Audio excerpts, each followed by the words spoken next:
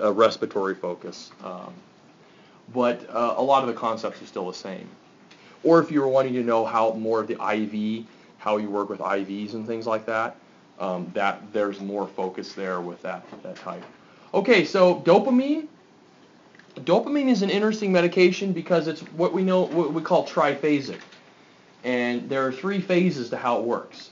The typical dose is it's a continuous infusion, and I give 2 to 20 micrograms per kilogram per minute. So it's a continuous infusion, and I can titrate it up or down. And at the 2 to 5 mics per kilogram per minute range is traditionally they call it renal dosing. And they used to say that I get increased renal perfusion and I can have good urinary output and things like that. There's a growing base of evidence that says maybe it's not quite like that, but traditionally that's what we would say. In the 5 to 10 range is where I get my cardiac effects. This is where I see my increase in heart rate, increase in contractility, or my beta 1 effects. And then when I get to 10 to 20, I get into the pressor effects, and that's where I get my alpha 1 receptors being hit there, and I have increase in blood pressure. So you can see that depending on the dose of dopamine that I give, I get different effects at different doses. The higher the dose, the more receptors that I'm going to be hitting. Okay, I want to talk about the clotting cascade real quickly. I have 2, you guys should remember this, should know this from anatomy and physiology. I have 2 pathways, the extrinsic and the intrinsic pathway. We know that the extrinsic pathway results to damage in tissue outside of the blood vessel, right? And tissue factor is released, and this activates tissue thromboplastin, and then I go into the common pathway. Activated factor 10, prothrombin to thrombin, fibrinogen to fibrin, and a fibrin blood clot. The intrinsic pathway is damage to the blood vessel itself. Okay, and collagen is exposed. This causes a cascade of things to occur that eventually lead into the common pathway here. So I have 2 different ways of activating clotting, and they all lead to the same common pathway. Now, different anti-clotting agents work in different areas of this clotting cascade. That's the whole point of showing you guys this picture. Some lab tests that I want you to be aware of. There's something called the PTT, that's the partial thromboplastin time. You don't have to memorize a normal value at this point, but the PTT measures the intrinsic pathway here. Okay? And then something called the PT, the prothrombin time, measures the extrinsic pathway here. And these will become important in just a minute or 2 here. Okay. Anticoagulants. These are the big 4 anticoagulant agents that we see used on patients. Anticoagulant means anti-clotting, right? Do anticoagulants break clots up, though? Do they dissolve clots? No, they just prevent clots from forming. Okay? The big ones that we run into are heparin, Coumadin or warfarin, low molecular weight heparin, and Plavix. Okay? Heparin is an IV anticoagulant. We monitor, to see if it's effective, we monitor the PTT, the partial thromboplastin time. So that is a lab that you have to associate with heparin. We use heparin to treat a variety of things. One of the big things that we run into is something called acute coronary syndrome, or ACS. And acute coronary syndrome includes things like heart attacks, unstable angina, and that'll all be talked about later on in ACLS. A concern with heparin is something called HIT, or heparin-induced thrombocytopenia. And I believe about 10% of patients that get heparin can develop HIT. Thrombocytes are platelets, right? And they basically, all of our platelets quit working. And that can be a problem. Yeah, we want to prevent clotting, but I don't want to have all of my platelets deactivated.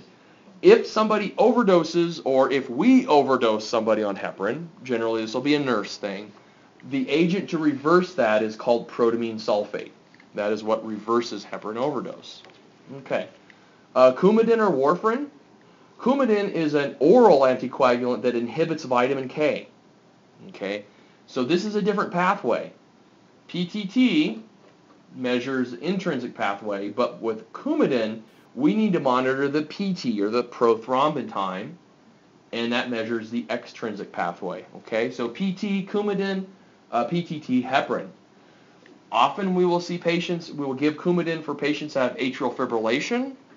Their atria are fibrillating and not working very well, and they can develop clots in the atria, right? Those clots can break loose, and where will they go? Well, they can go into the lung and cause a pulmonary embolism. They can go in the brain and cause strokes and things like that. And we also see it used on patients that maybe have had heart valves replaced, and they have an artificial heart valve in. We don't want clots building up there.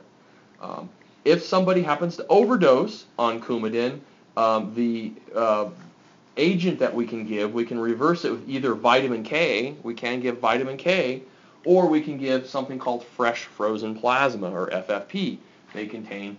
Plasma contains all the clotting factors that we need. There's another medication, very common. It's called low molecular weight heparin.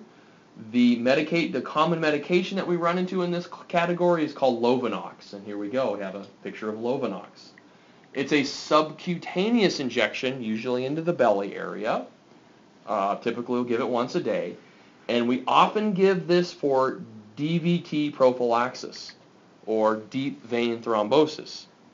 And you guys will, if you haven't already talked about it, you will, what deep vein thrombosis is. And we know that patients that lay in a hospital bed all day don't have the greatest circulation, and they're at risk for developing blood clots, right? Like in their legs, for example, in their deep veins. And those blood clots can break loose and cause strokes and pulmonary embolisms and things like that. So often patients that have had surgeries or that are in the hospital, like the ICU, and they're on a ventilator, they will be getting Lovenox, or low molecular weight heparin. The other medication is an oral medication called Plavix. It's an anticoagulant. We often see patients that have had stents placed in their heart. They'll often be on Plavix after they have their stent placed.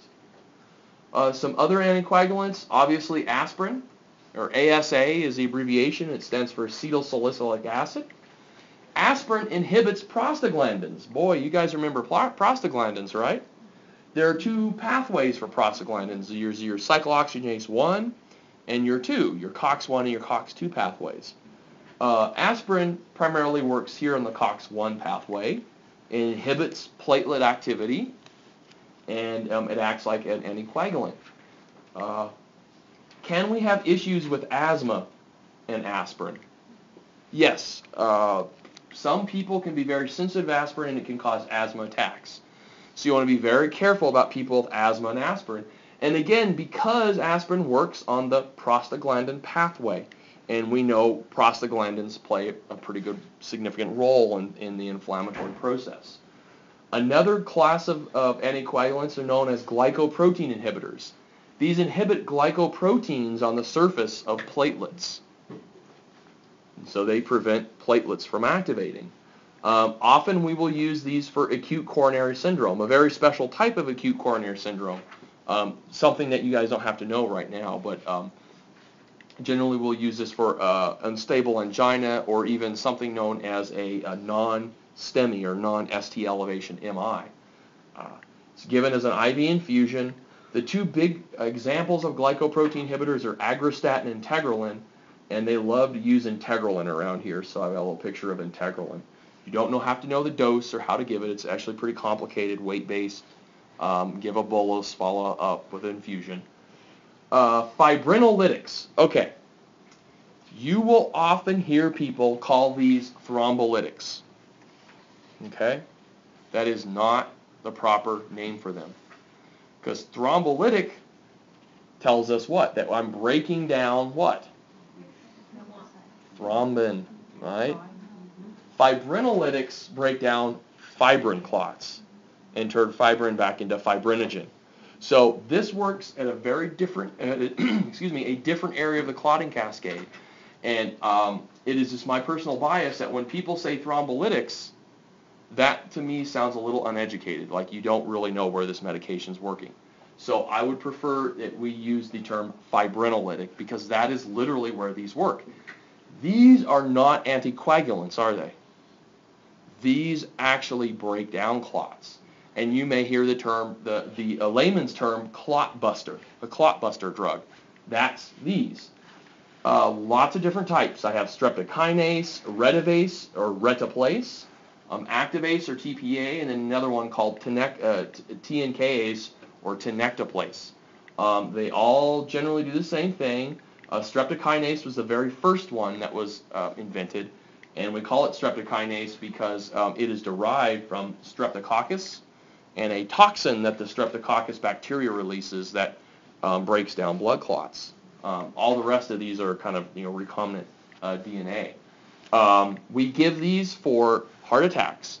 Somebody has a clot in a coronary artery, we can dissolve that clot. We can also dissolve clots in the brain with what's known as an ischemic stroke, where I have a blood clot in my brain. I can use something like TPA there. That's all I want you guys to know at this point as far as these medications go, these fibrinolytics. There's a laundry list of questions that you need to ask your patient before you give them and all that. That's more what a nurse will do.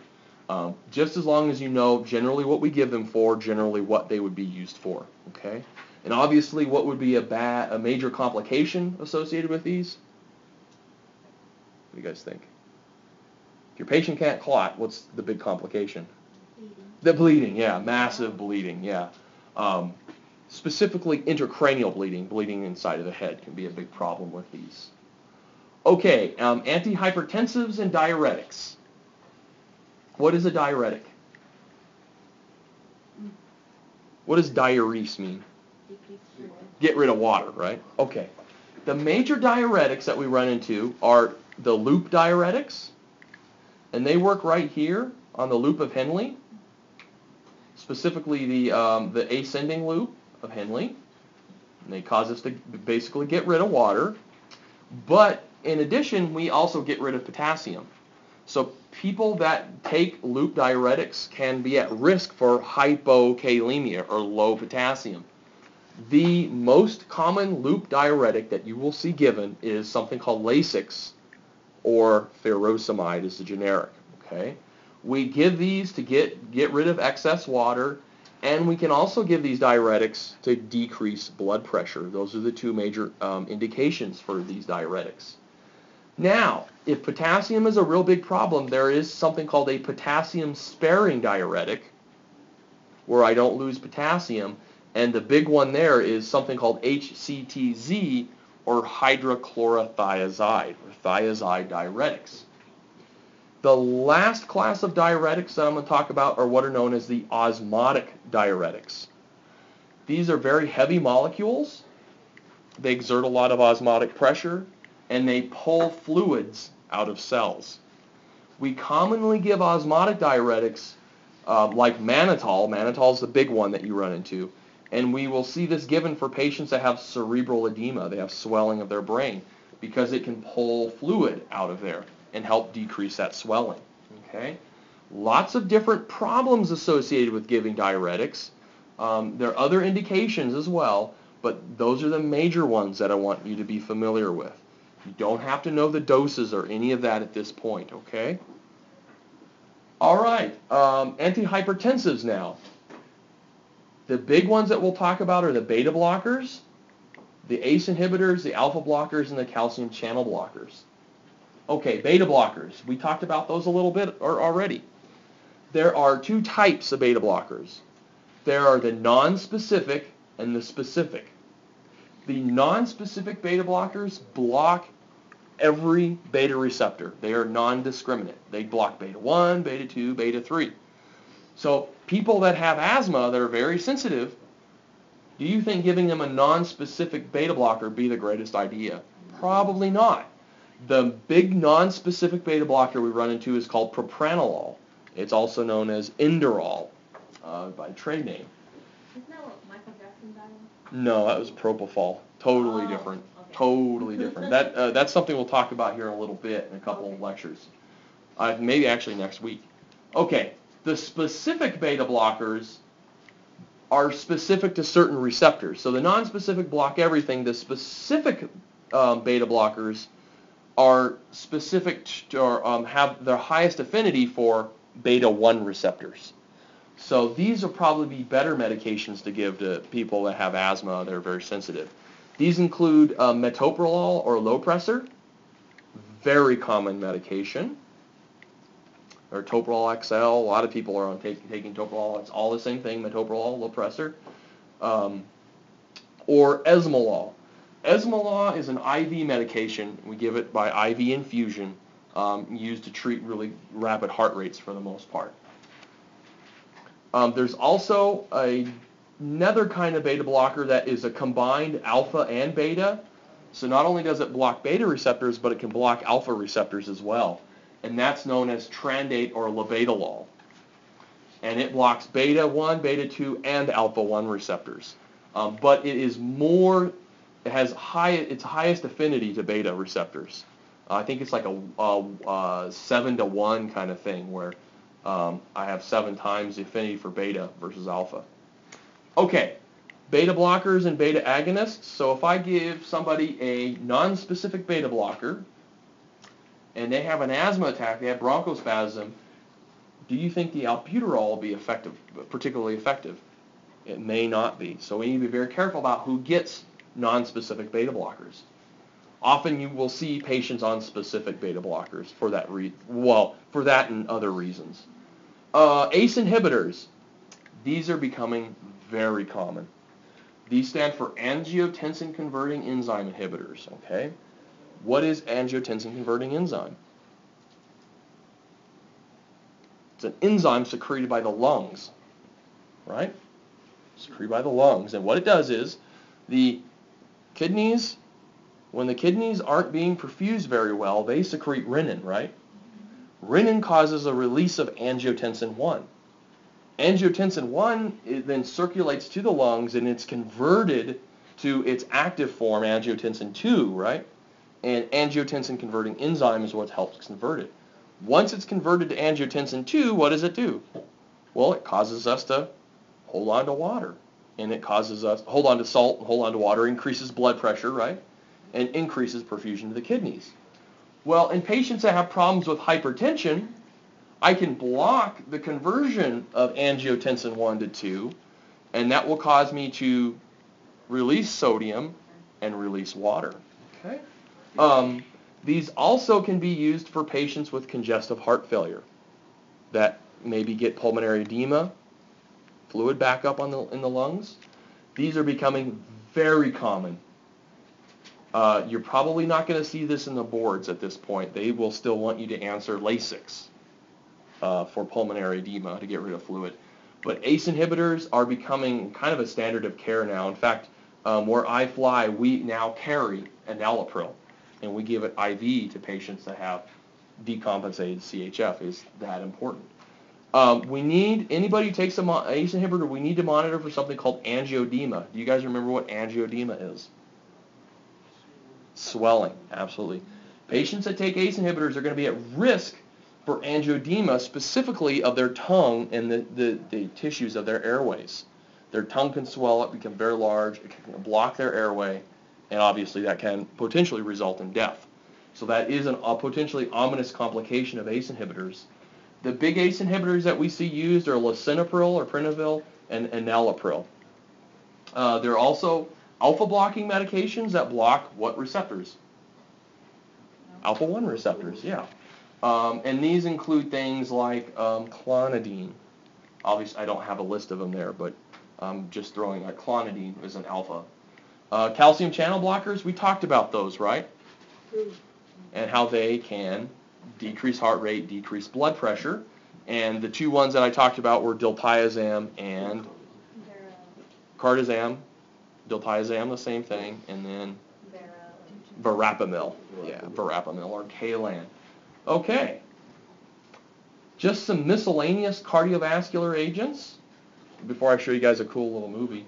Digoxin. We talked about digoxin, using it for heart failure or atrial fibrillation. It's a positive inotrope, a negative chronotrope. Some of the questions that they often ask, people that overdose on digoxin or they become digoxin toxic will often have green halos in their vision. That's one of those characteristic findings that we see.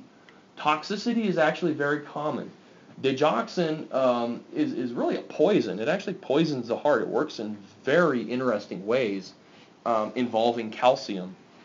And it does poison the heart. Well, actually, all these drugs poison the heart to some extent. It's measured also in lab results? Yeah, and we can actually draw blood and measure dig levels. And people that take digoxin or lanoxin often have to have their digoxin levels measured to make sure they're not toxic. Especially if they have potassium problems. So if they're on Lasix as well, and their potassium gets low, this can be a real lethal combination. An abnormal level of dig and hypokalemia. The other medication, adenosine, and it blocks SA to AV node communication. We use it to treat tachycardias, can cause transient heart blocks or even asystole. Another medication, atropine. You guys should know what atropine is, right? Because our anticholinergics are all atropine-like, and they block the parasympathetic nervous system. So it can drive secretions and can treat bradycardia, low heart rate. This has gone away now, believe it or not. Those of you that have been in healthcare for a while probably remember we used atropine all the time for slow heart rates. That has gone away now. And you guys will talk about this in ACLS a couple of years, but you're not going to see atropine used as much anymore, but things like epinephrine and dopamine for tachycardia are going to become more common based on the American Heart Association guidelines. The last medication here on the list is something called vasopressin or pitressin, also known as antidiuretic hormones. So this is just an analog of a hormone that our body secretes. And we give this, and it actually has its own receptors. It has what are called V1 and V2 receptors on blood vessels. And so what do you think that'll cause? Well, it causes vasoconstriction. But it does not cause vasoconstriction via the sympathetic nervous system. It doesn't activate alpha-1 receptors. It has its own receptors, its V1 and V2 receptors. We can use this to treat hypotension. We can use it for GI bleeds. And we often will use it in patients in cardiac arrest. We will give a large dose of this, 40 units, and we'll give it IV push. And the thinking is that it can cause vasoconstriction and it can shunt blood to important areas of the body like the heart and brain. Okay, so what I'm going to do now is I've got a little link here to a YouTube video, and I'm going to show you guys a little video of atropine being given. It's really kind of interesting. Or not atropine, I'm sorry, adenosine. Adenosine being given here. So they're actually attempting to what we call chemical cardioversion, or chemically cardiovert the patient.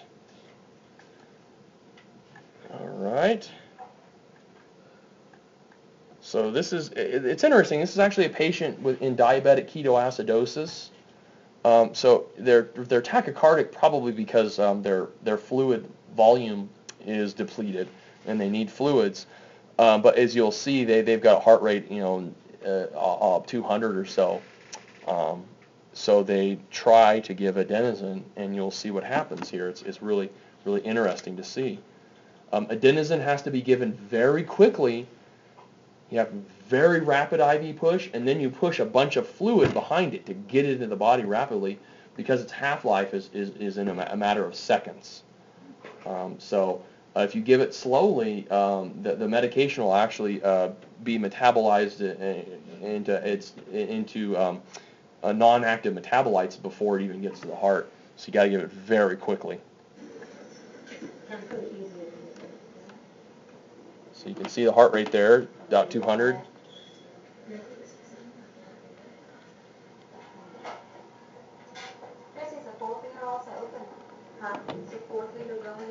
Yeah. There's nothing in his blood pressure. Oh.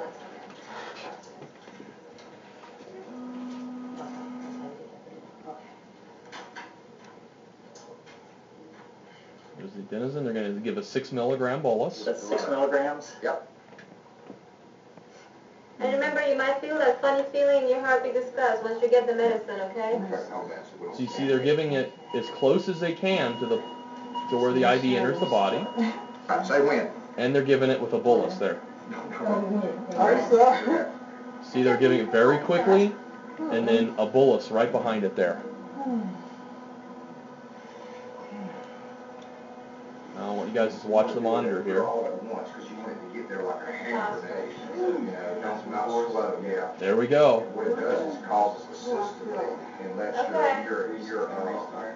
resets, and hopefully your underlying. See how it just kind of paused the pause there and kind of reset, and then boom, now it went right back into the rhythm it was before. Yeah, very quick. So generally what we'll do with adenosine is we'll give 6 milligrams and then wait a minute, and if there's no change after a minute, we'll give 12 milligrams, and we'll then wait another minute, and if there's still no change, we will give another 12 milligrams to the patient. So 6, 12, and 12, and then after that, if it doesn't work, we need to look at other things. Maybe we need to shock them or look at other kinds of medications. Okay, the last thing I want to talk about are emergency medications, or more specifically, a medication called epinephrine. You guys should know what epinephrine is at this point. We give 2 different concentrations of epinephrine. We can give what's known as 1 to 1,000, and what does that mean? That's 1 gram in 1,000 milliliters, right? Okay. So that's 1,000 milligrams in 1,000 milliliters, or 1 milligram per milliliter. We give that IM. Okay, so there have been some instances where, in fact, when I first started working as a basic EMT, one of the intermediates on another crew opposite of me, they had a patient that was having anaphylaxis. You guys remember the EpiPen and all that. That's epinephrine 1 to 1,000. Well, patient was having anaphylaxis, and he ended up giving this 1 to 1,000 IV instead of IM, and the patient ended up developing very severe tachycardia and had some blood pressure problems. Epinephrine 1 to 1,000 is generally given IM, okay, in the muscle. 0.3 milligrams or 0.3 milligrams for an adult, or 0.15 milligrams if it's a pediatric patient. That's for treating anaphylaxis. Now, in cardiac arrest, we give 1 to 10,000, okay? So not 1 to 1,000, we give 1 to 10,000 IV, okay? In the adult patient, we give 1 milligram every 3 to 5 minutes. In a pediatric patient, we give 0.1 milliliters per kilogram every 3 to 5 minutes, okay? So it's a weight-based dose for kids, where when an adult, it's just a straight milligram. Now, 1 to 1,000 is 1 milligram per milliliter. 1 to 10,000 is actually 1 milligram in 10 milliliters. So very different in concentration, right? Very different. What I'm going to do is, and even though when you guys take ACLS, you'll actually get a chance to do this, actually inject this and give it to a mannequin, but I just want to go ahead and show you. This is how this is what we call cardiac epinephrine. This is how that generally will come. It'll come in a box like this, and it'll say epinephrine injection 1 to 10,000. Okay, so in a code, this is one of the most commonly given medications. That's why I want you guys to be familiar with this. So when you start clinicals, you could be anywhere in clinicals and have a patient in cardiac arrest, and if they ask you, hey, give, he needs epinephrine, or could you get me cardiac epinephrine, or 1 to 10,000, I want you guys to be able to identify that. This is a gray box. Often the box will kind of be this brownish, this pukey brown color here. But it will say 1 to 10,000 on there, 1 milligram in 10 milliliters. You'll open the box, like so, and there are 2 components. Okay, you have a little vial here, and this actually has the epinephrine in it. Everybody can see okay? All right. And then this part has a needle. And what we do to give this is, see the little yellow cap here on the bottom? I'll pop this yellow cap off, and you see the little gray cap here, the epinephrine? I'll pop the gray cap off like so, and you kind of see where I have some threads in the center here. What I'll do is I'll connect these, I'll twist this in, righty-tighty, lefty-loosey, twist it in until I get some resistance, and then I'll pull this off, and this needle will go into the IV port, right? And I'll go ahead and I'll inject the medication just like that. In an adult patient, I will inject the entire vial, because there's 1 milligram and 10 milliliters here. I'll give them the entire milligram. Okay? So that is how you would administer epinephrine in a code or cardiac arrest. And I think toward the end of this semester, you will take, you'll at least take basic life support. I believe that should be either in lab or lecture. Everybody has to do CPR. So you will be at least familiar with CPR and familiar with how to use what's known as an AED or an automatic external defibrillator. You won't really start getting into this stuff, epinephrine and all that, until your your fifth semester, after your summer session. As we'll start talking about these and all that. Okay, guys, that is the end of this incredibly complicated chapter. Again, that's why I went with this PowerPoint, because the other PowerPoint, it would have taken 100 hours to get through that thing. Any questions?